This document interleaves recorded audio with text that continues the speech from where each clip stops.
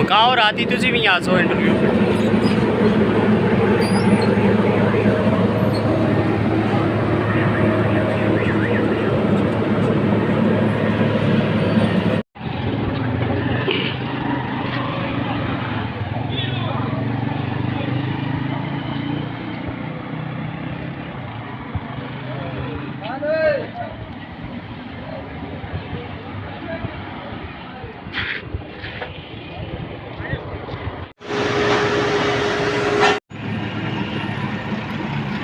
जंग मेरा शहर है। वो अपना डरे ने पता नहीं क्यों पढ़ाते हैं।